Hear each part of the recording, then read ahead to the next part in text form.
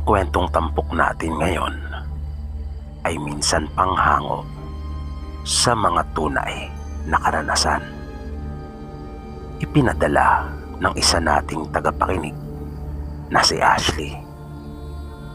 Ang ibinahagi niyang kwento ay tungkol sa karanasan ng pamilya ng nanay niyang si Nanay Lina.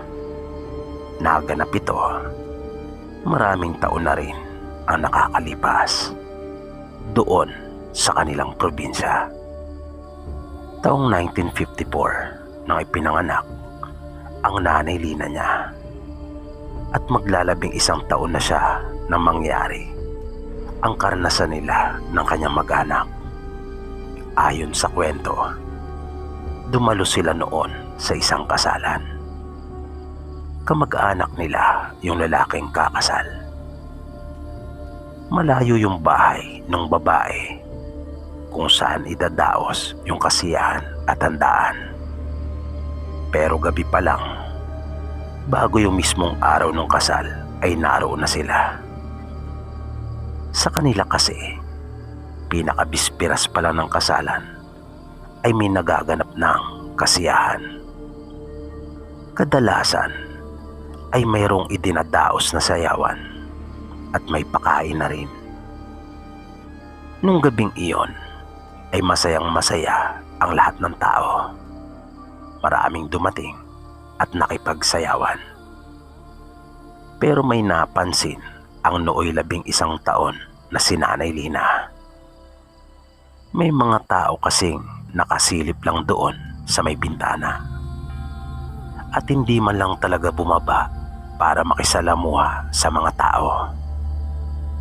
Sa palagay niya ay mga kaanak iyon nung babaeng ikakasal.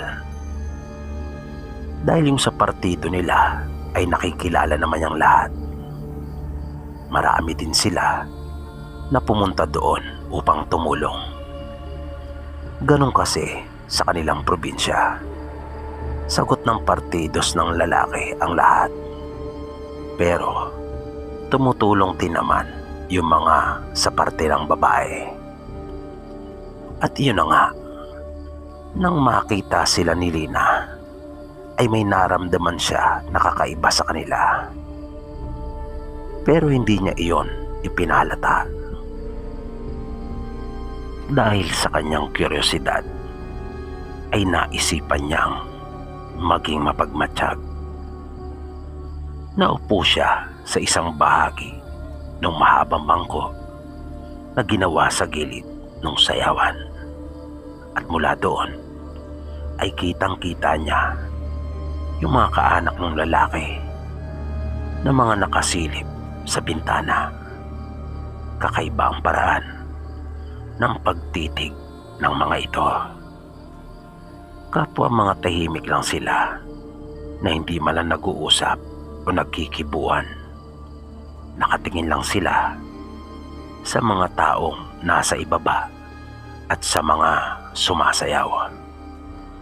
Nang biglang nagulat si Lina nang makita ang isa sa kanila na nasa gawing likuran ng isa, na bigla na lang humaba ang kanyang dila. Na tila ba natakam ito. Napakabilis umano nung pangyayari. Kaya kinusot pa niya ang kanyang mga mata sa pag-aakalang na malikmata lamang siya. At nakita pa niya na tumingala iyon at hinimas ang kanyang leeg na tila ba nagpapakita ng matinding pagkauhaw. Kinilabutan si Lina sa kanyang mga nasaksihan. Dahil bukod sa ikinilos na iyon ng babae, ay kita din niya na kakaiba ang kamay nito. Nagtataglay umano ang babae ng mahahabang mga kuko at mabalahibo din ang kamay noon. Pinagmasdan ni Lina ang mga tao sa kanyang paligid. Gusto niyang alamin kung siya lang ba ang nakakita noon o may iba pa. Pero nakita niyang abala ang mga ito sa panunood sa mga sumasayaw. Tumayo si Lina at lumapit sa nanay niya. Sa mahinang boses ay sinabi niyang may gusto siyang sabihin sa kanya. Pero okupado din ito at ayaw maabala. Sunod naman niyang nilapitan ang kanyang ama na noy naroon at katulong na naghihiwa ng mga karne. Binulungan niya ito na kung maaari bang makausap na sandali. Sinabihan naman siya nito na mamaya na lang pag natapos na niya ang kanyang ginagawa. At nakita ni Lina na tinagayan ang kanyang ama ng gin. Umiinom pala ang mga ito habang naghihiwa ng mga karning kasamang ihanda. Nang tatalikod na si Lina, ay naramdaman niyang bigla na may inilagay ang kanyang ama sa magkabila niyang bulsa. Kaya napalingon siya at tinanong ang kanyang ama kung ano iyon, habang kinakapa ang inilagay nito sa bulsa. Sinabi nito sa kanya na bumili siya ng makakaing chichirya para malibang. At nakapanga niya yung mga barya sa bulsa. Napangiti naman siya at pansamantalang naiwaksi yung tungkol sa kanyang nakita. Naghanap siya ng mga maaaring mabilan na naroon din sa kasayahan na iyon na nagtitinda. Nang makabili, habang kumakain ay naglakad-lakad siya at naghanap ng magandang mapupwestuhan. Nang makakita siya ng mauupuan na malapit lang din doon sa may sayawan, ay may napansin siyang biglang dumaan sa kanyang gilid na tila ba nagmamadali. Kaya napatingin si Lina at naging malikot na kagad ang kanyang isipan. Na bagaman may takot na sa dibdib, ay mas nangibabaw pa rin ang kanyang kasabikang malaman kung ano iyon. Kung kaya kanya iyong sinundan. Pero pinalipas niya muna ng ilang sandali. Maya-maya ay tinahak na niya yung dinaanan ng lalaki. Sa likurang bahagi iyon ng bahay. Ilang metro mula doon ay may natanaw siyang isang kubo na sa tingin niya ay isa yung tapahan. Yung tapahan na tinatawag sa kanila ay yung pinagpapausukan ng mga nyog na kinokopra. Kadalasang ginagawa ito kapag tag-ulan at hindi makapagbilad ng nyog. Nang malapit na siya doon, ay nagdahan-dahan na siya. Iniwasan niyang lumika ng kahit anumang ingay. Naging maingat siya kahit sa kanyang mga pagtapak. Interesado talaga siyang malaman kung ano ang mayroon doon. Dahan-dahan siyang sumilip sa matataas na halaman at damuhan na nagkukubli sa kanya.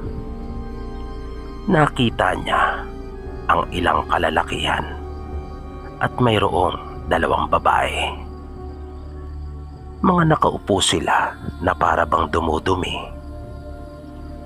na hindi nakasayad sa sahig na kawayan ang kanilang mga pangupo, habang yung iba naman ay nakaluhod at parang may pinapangos na tubo. Nang bigla na lang lumingon yung isa sa mga ito sa kanyang direksyon, kitang-kita ni Lina yung nakakatakot na itsura nito, na napapalibutan pa ng dugo ang bibig. Nang lilisik ang mga mata nito, na animoy nananakit pa yung batok na dahan-dahang pinapagalaw at ibinabaling-baling sa magkabila. Muntik nang mapasigaw si Lina dahil doon, pero pinigilan niya ang kanyang sarili. Nalaman niyang aswang pala ang mga ito Gusto na niyang tumakbo noong mga sandaling iyon. Pero nag-alala siya na baka lalo lang siyang makita ng mga ito. Kaya nanatili pa siya ng ilang sandali at naghintay ng tamang pagkakataon. Halos pigilin niya ang kanyang paghinga dahil sa takot na malaman ng mga ito na naroon siya. Nang ibalik na nung aswang yung pansin sa kanilang pinagsasaluhang pagkain, ay doon na nakahanap ng tiyempo si Lina. Tinalikuran na niya ang mga ito sabay takbo. Ngunit bigla siyang napaupo sa lupa nang bumangga siya sa isang lalaki. At nanlaki ang kanyang mga mata nang makita kung sino iyon. Napalingon pa siya doon sa tapahan. At wala na nga doon yung mga aswang. Maya-maya pa ay isa-isa nang lumabas ang mga ito sa likuran ng lalaking una nang nakaramdam sa kanya. Napasigaw na si Lina. Naramdaman niya kaagad ang mabalahibong kamay ng lalaking aswang sa kanyang braso. Pero agad din niyang inalis iyon na tila ba napaso ito. Maya-maya ay nakarinig na sila ng mga boses.